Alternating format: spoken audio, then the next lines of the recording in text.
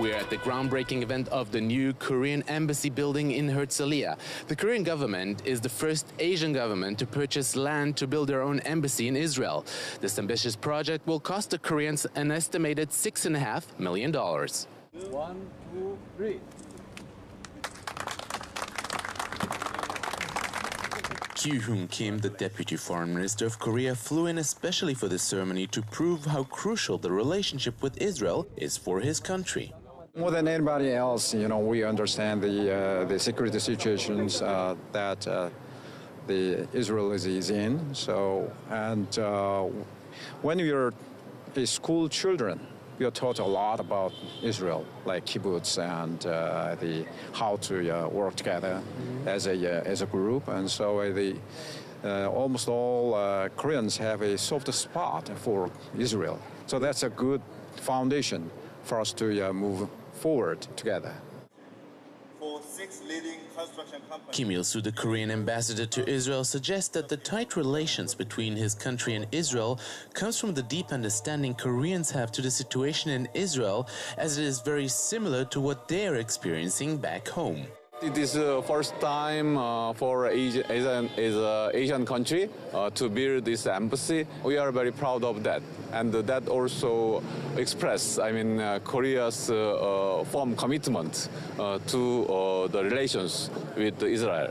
Israel has many good relations with many Asian countries, but Korea is a little bit unique. We have so many things in common.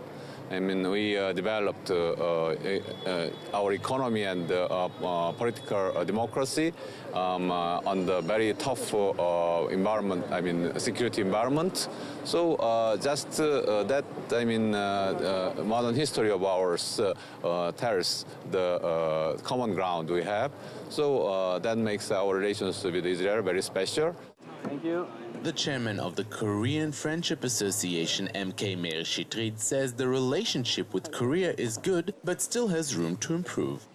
I'm glad that today, because of the similarities between Israel and Korea, we are in very good relation between Israel and Korea. And I'm glad that they're building this embassy here. I hope, as Mr. Shitrit said, I hope that one day we will have peace in our area and all the embassies will move to Jerusalem, but in the meantime, they need an embassy. And I know that they're doing usually a very good job in everything they do. Most of the countries in the world do not accept the situation of today. They don't recognize all Jerusalem as an Israeli territory. And therefore, they're waiting for the peace process, as we are. I'm waiting as well. I hope that one day we'll come shortly to peace, in which we will define our borders. Then there will be no obstacle for no country to build an embassy in Jerusalem. I know that many countries already bought, many years ago, lands in Jerusalem for building their own embassies, including the United States. In fact, they're not building because of the situation of Jerusalem is in conflict, and therefore they're waiting to see the peace process. So I hope that the peace really will be accomplished. In that case, we will see all the ambassadors moving to Jerusalem. I hope that this building embassy will also make progress in tightening our relation between Israel and Korea. It's become better. There is still a long way in order to make it more and more tight. Maybe a symbol of the strong relationship between Israel and Korea is the fact that there is no house in Israel that doesn't have a product that is made in Korea. For JN1, I'm Jacobsohn in Herzeliya.